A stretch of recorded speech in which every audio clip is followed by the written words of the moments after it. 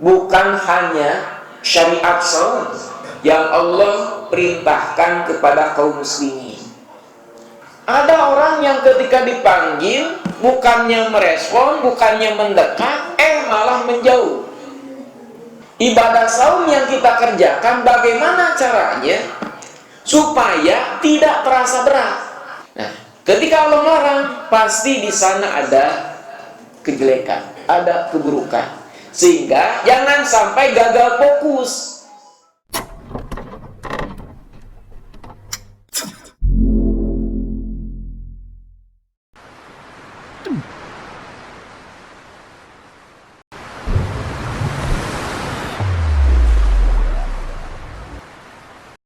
حي على الفلاح.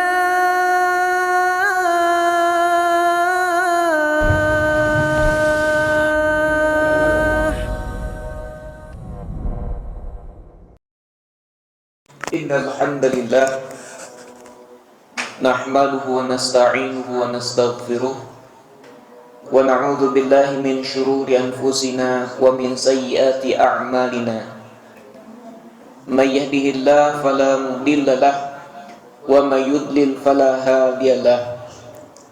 Asyhadu an la ilaha illallah wahdahu la syarika lahu wa asyhadu anna Muhammadan abduhu wa rasuluhu alladzi la nabiyya ba'dah, amma ba'du. Para hadirin jamaah Masjid Al-Hasan rahimakumullah, alhamdulillah berkat qudrah, iradah serta inayah Allah Subhanahu wa taala, kita masih diberikan kesempatan oleh Allah untuk terus berbakti dan mengabdi kepadanya. Mudah-mudahan segala aktivitas kehidupan kita dicatat sebagai amal soleh yang bisa kita petik hasilnya di akhirat kelak. Salawat serta salam semoga terus tercurah limpahkan kepada Nabi kita Nabi Muhammad Sallallahu Alaihi Wasallam beserta keluarganya, para sahabatnya, dan juga kepada kita semua selaku umatnya. Para hadirin jamaah Masjid Al-Hasan rahimakumullah, kalau kita lihat sejarah kapan Allah Subhanahu wa taala mewajibkan saum di bulan Ramadan. Sekarang tahun keberapa sekarang? Tahun berapa Pak?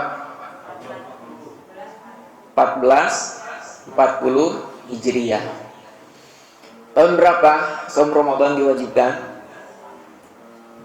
Tahun kedua Hijriah. Berarti sudah lama ya. Kita sudah berapa tahun melaksanakan ibadah Ramadan? Para hadirin rahimakumullah, kalau kita lihat sejarah awal diwajibkannya bulan Ramadan, pasti kita akan tertuju kepada tahun kedua Hijriah. Berbicara bulan Ramadan pada tahun kedua Hijriah, para hadirin rahimakumullah, ternyata pada tahun kedua Hijriah ini bukan hanya syariat saum yang Allah perintahkan kepada kaum muslimin. Nanti ada perintah-perintah yang lainnya. Sehingga bagi kita jangan sampai memilih dan memilah antara satu syariat dengan syariat yang lain.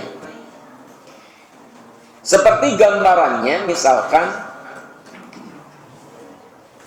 tahun kedua Hijriah ini ibarat seorang orang tua yang mempunyai anak. Anaknya 4. Kira-kira Pak, sikap orang tua yang punya anak 4 ini apakah cukup memperhatikan salah satu saja? Atau semuanya diperhatikan? Semuanya, kan itu. Tidak hanya 1-2 orang anak saja yang diperhatikan, tetapi semuanya diperhatikan. Para hadirin rahimakumullah, maka harus kita perhatikan juga saudara-saudara saum nanti di bulan Ramadan apa saja syariatnya, sehingga ibadah saum yang kita laksanakan menjadikan istimewa. Tentu yang pertama kali kita bahas adalah ibadah saum sendiri, yang merupakan pokok pembahasan kita. Berbicara saum tidak akan terlepas dari firman Allah Subhanahu wa taala. Di mana, Pak? Al-Qur'an surat Al-Baqarah ayat 183. Alhamdulillah masih hafal ya gitu. Saking populernya surat Al-Baqarah ayat 183 ini, silahkan nanti cek berapa kali tarawih kita.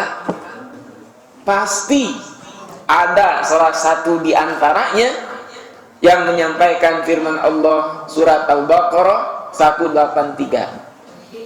Kalaupun enggak, minimal sekarang lah, kan itu. Kita perhatikan ayatnya. A'udzu billahi minasyaitonir rajim.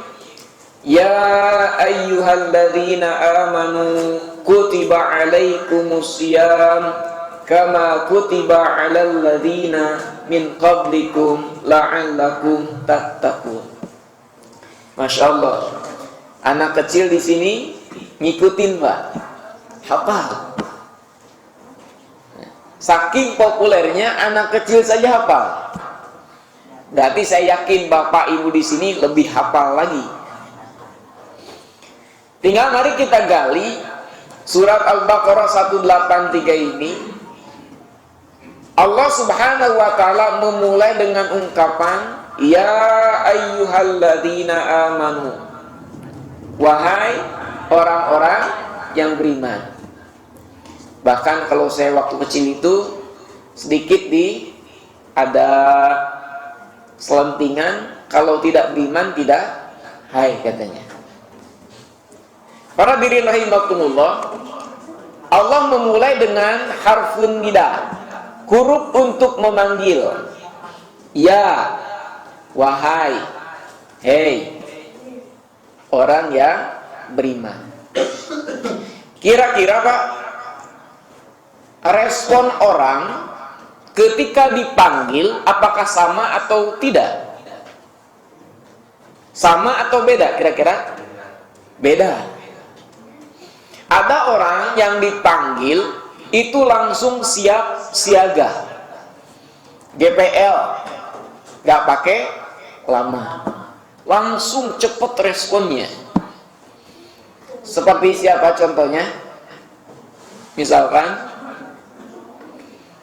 seorang OB bawahan dipanggil oleh bosnya, dipanggil oleh atasannya, pasti siapa? Apalagi kalau urusan gajian itu biasanya telepon oleh bosnya, gajiannya mau sekarang mau besok. Kira-kira kapan, Pak? Sekarang, kan gitu. Lebih cepat, lebih baik. Nah ini responnya cepat.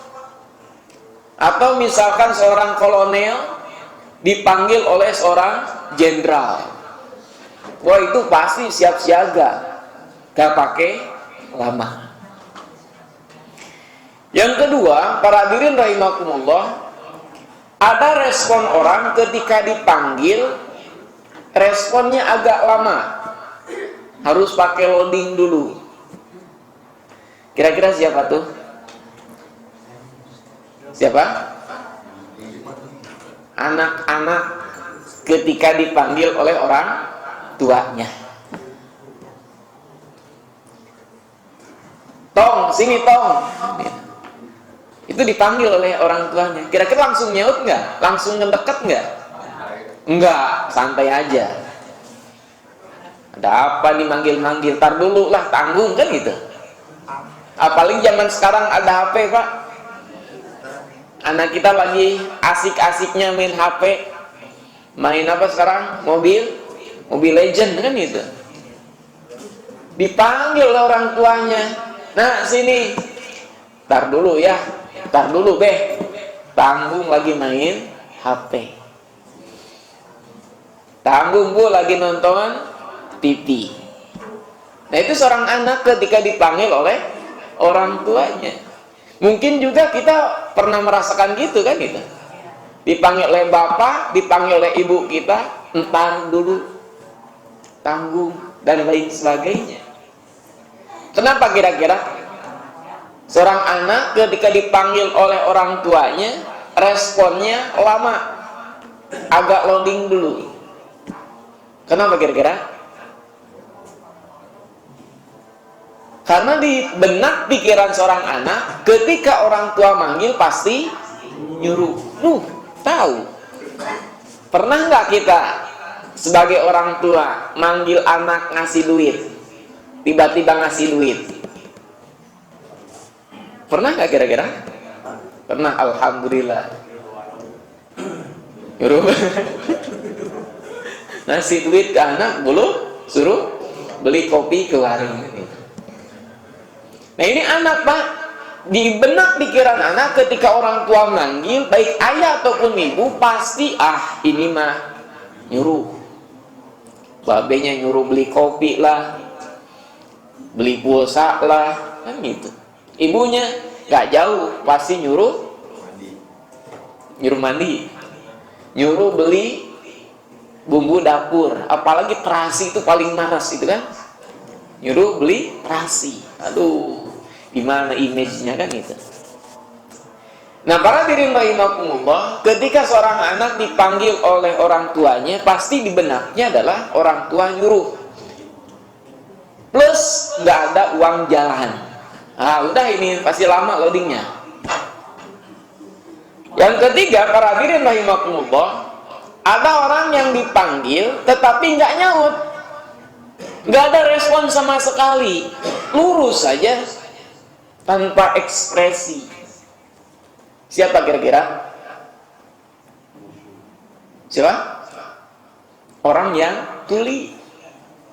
Silahkan kita panggil orang yang tuli dengan sekuat tenaga, sekencang-kencangnya, dia nggak akan merespon. Ya, orang tuli. Atau misalkan orang gila, kan gitu. Orang gila yang sudah otaknya konslet, panggil itu nggak akan ada respon. Kenapa? Karena sudah gila. Tetapi anehnya sekarang orang gila dipanggil untuk nyoblos, kan gitu. Nah, para hadirin rahimakumullah, itu yang ketiga, orang yang dipanggil tanpa respon sama sekali. Bahkan ada yang keempat, ada orang yang ketika dipanggil bukannya merespon, bukannya mendekat, malah menjauh. Siapa itu? Seorang pencuri, maling. Silahkan, kalau ada maling lagi ngotrek-ngotrek motor di depan, kita panggil, hei maling, mendekat nggak? Kita lebih kenceng lagi, maling. Mendekat atau ngejauh? Lari itu maling. Ternyata ada orang yang dipanggil bukan mendekat, malah lari dari panggilan itu. Tinggal pertanyaannya, para hadirin rahimakumullah, ketika Allah memanggil diri kita, ya ayyuhalladzina amanu, wahai orang-orang yang beriman, sikap kita yang mana? 1, 2, 3, 4. Bisa jadi berbeda, kan gitu. Tinggal pertanyaan pada diri kita, mudah-mudahan kita menjadi orang yang siap dengan panggilan Allah tanpa loading lama. GPL gak pakai lama, siap sedia. Makanya ketika Allah memanggil kita, ya ayyuhalladzina amanu sami'na wa ta'na, ya Allah kami siap mendengar, ya Allah kami siap taat. Nah, inilah orang yang beriman betul-betul dengan keimanannya.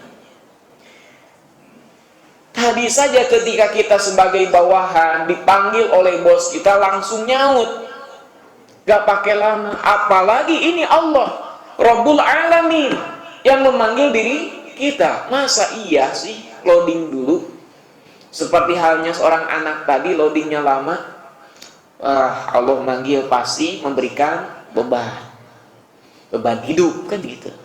Karena manusia nggak ada yang ingin diberikan beban. Atau seperti orang yang tuli, atau seperti orang yang gila, cuek aja terhadap panggilan Allah. Ada yang seperti itu? Ada. Maka ketika ibadah saum di bulan Ramadan, masih aja tetap ketika di warteg itu ada kaki-kaki yang bergelantungan, atau malah yang kabur. Nggak mau kan gitu, disebut orang yang beriman, kabur. Seperti tadi, maling nggak mau disebut maling, kabur.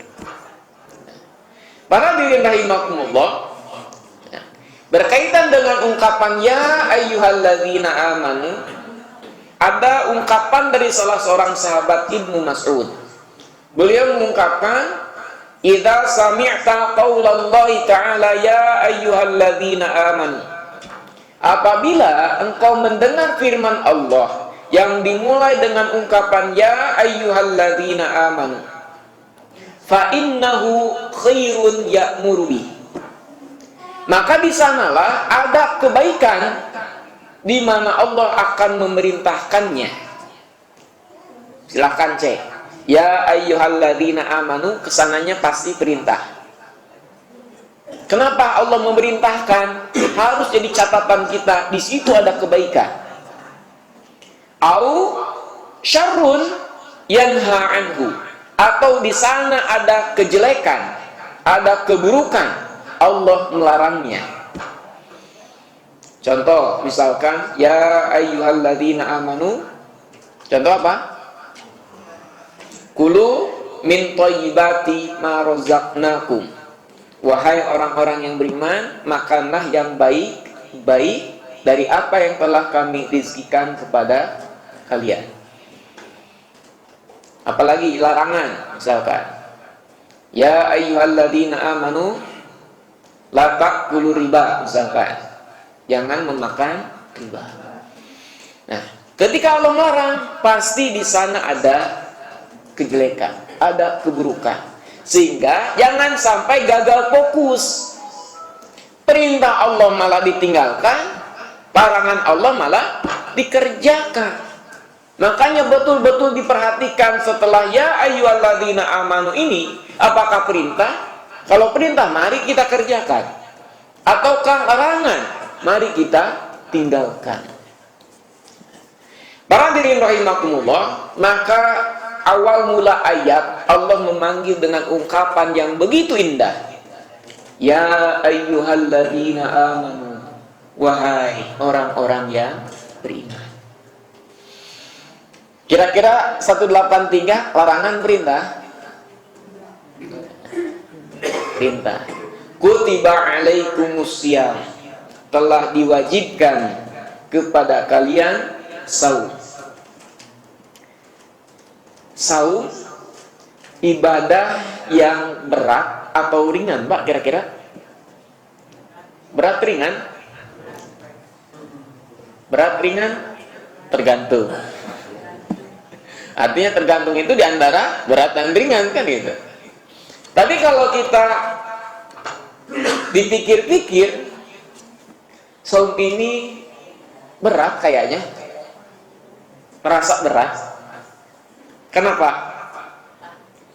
Karena bertentangan dengan hawa nafsu kita. Jadi terasa berat. Buktikan. Ketika tengah hari, siang yang begitu panas, perut lapar, keroncongan, kalau orang Sunda menyebutnya kukurubukan. Kira-kira Pak, di depan kita ada nasi padang, ada bakso, ada mie ayam. Enaknya dipelototin atau dimakan? Enaknya dimakan.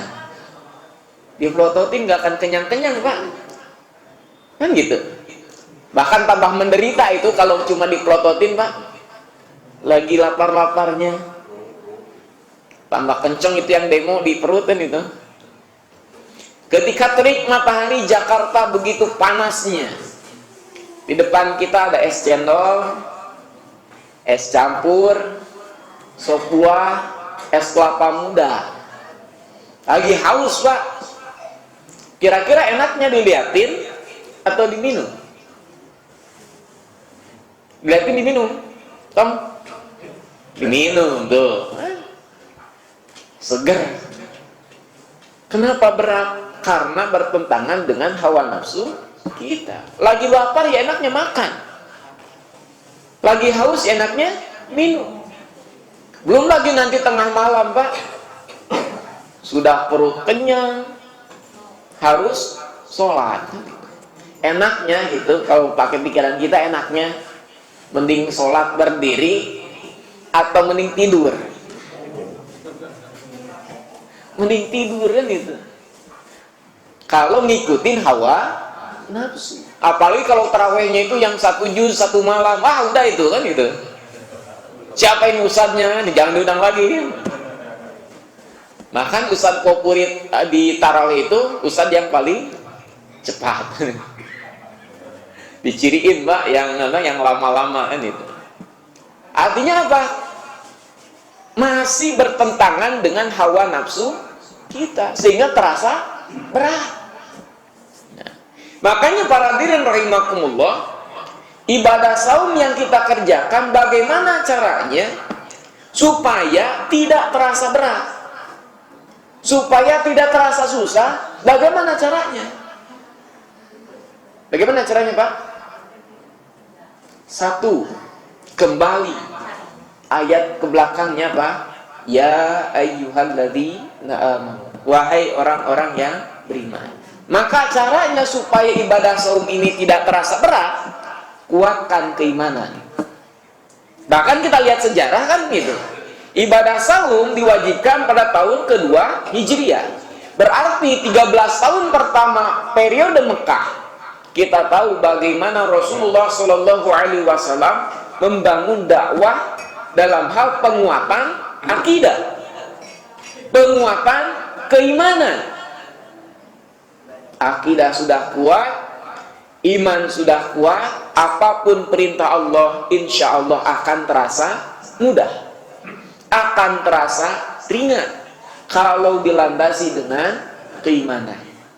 Maka rumusannya adalah ketika iman kita sedang kuat, sedang naik, maka ibadah saum akan terasa lebih mudah. Buktinya, Pak, sampai ada datang 3 orang kepada Aisyah, istri Nabi, bertanya bagaimana ibadah Rasul. Oleh Aisyah digambarkan ibadah Rasul ini kata wa kata, begini.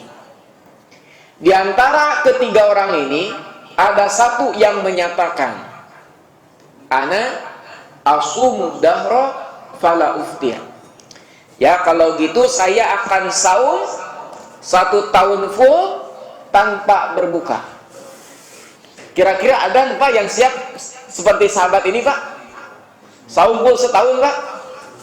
Ada yang siap? Waduh, berat kan itu. Bedanya sahabat dengan kita sedikit. Sama nawar tapi beda. Kita nawar, sahabat nawar. Cuma beda sedikit. Kalau sahabat nawarnya minta nambah, kalau kita nawarnya minta kurangi. Betul. Sekali lagi bedanya sahabat dengan kita, kalau sahabat nawarnya minta nambah, kita nawarnya minta dikurangi. Sama nawarnya mah. Ada seorang sahabat datang kepada Rasul, ya Rasul, saya ingin ibadah saum sunnah. Apa kata Rasul? Saumlah engkau 3 hari dalam sebulan. Istilah kita dengan ayamul bid, 13, 14, 15. Ya Rasul, kalau dalam 1 bulan cuma 3 hari saya masih kuat. Ada saum lagi nggak yang lebih banyak, yang lebih bagus dari ini? Rasul menjawab, saum engkau Senin Kemis. Berapa hari dalam sebulan? Kurang lebih jadi 8 hari dalam sebulan. 8 hari dalam sebulan masih gampang. Saya ingin lagi yang lebih baik, lebih bagus. Kata Rasul, saumlah saum Daud. Berarti hitungan 1 bulan 15 hari dia saum. Masih nambah, Pak. Ada lagi ya Rasul? Udah itu sajalah kan itu. Saum Daud itu adalah saum saudaraku Daud. Itu yang terbaik setelah saum Ramadan. Nah, lihatlah para sahabat. Nawar minta nambah. Kita, yuk Pak, kita saum Daud. Aduh, jangan saum Daud, kebanyakan. Saum Senin Kemis atuh. Aduh, masih banyak kayaknya. Saum 3 hari dalam sebulan. Aduh, lupa. Karena kalendernya kalender Masehi kan itu, bukan kalender Hijriah. 14 akhirnya. Akhirnya dalilnya apa? Untung saum sunnah. Itu dalil terakhirnya. Itu di kita. Para hadirin rahimakumullah, maka kembali yang pertama adalah supaya ibadah saum ini terasa mudah adalah kita persiapkan keimanan kita. Semakin tinggi keimanan kita, semakin kuat keimanan kita, maka ibadah saum akan terasa lebih mudah, akan terasa lebih gampang, akan mengasyikkan. Yang kedua, para hadirin rahimakumullah, bagaimana caranya supaya ibadah saum ini menjadi nikmat ketika kita laksanakan? Sudahkah merasa nikmat terhadap ibadah saum yang sudah kita laksanakan? Evaluasi saum-saum kita ke belakang. Sudah nikmat belum laksanakan ibadah saum? Atau sholat, sudahkah merasa nikmat ketika kita sholat? Baca Quran, sudahkah kita nikmat ketika membaca Al-Quran? Bagaimana caranya? Yang harus kita tanamkan dalam hati kita adalah bahwa ibadah saum ini ataupun ibadah-ibadah yang lainnya itu merupakan bentuk kasih sayang Allah kepada kita semua.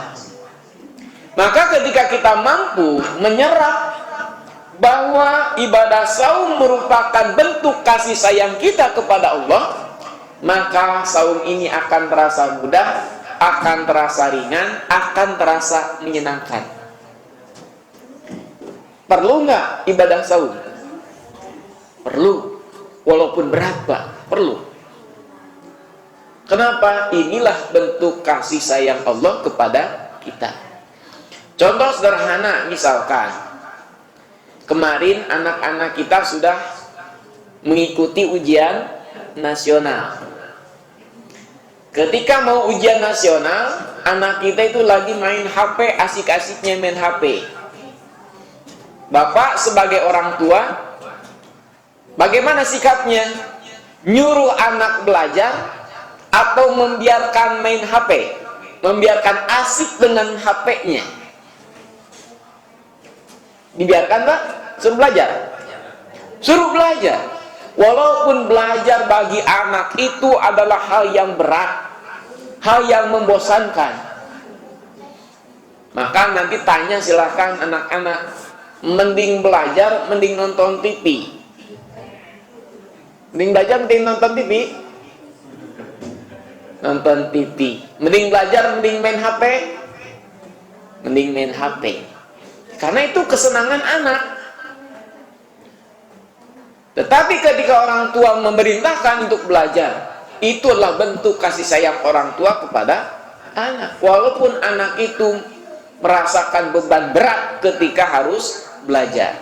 Buktinya ketika belajar plus nonton TV, Pak, biasanya buku kebuka, matanya ke TV.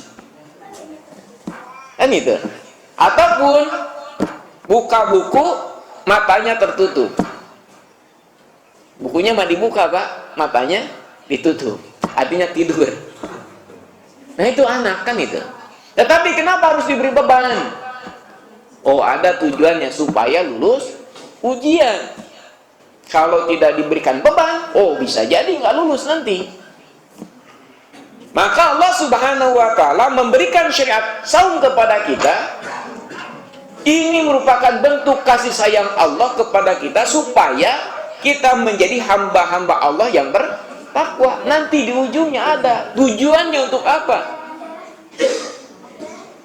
yang kedua, para hadirin rahimakumullah, supaya ibadah saum terasa ringan, terasa mudah, terasa nikmat dijalani, marilah kita sadari bahwasannya ibadah saum ini merupakan bentuk kasih sayang Allah kepada kita semua. واعتصموا بحبل الله واعتصموا بحبل الله جميعا ولا تفرقوا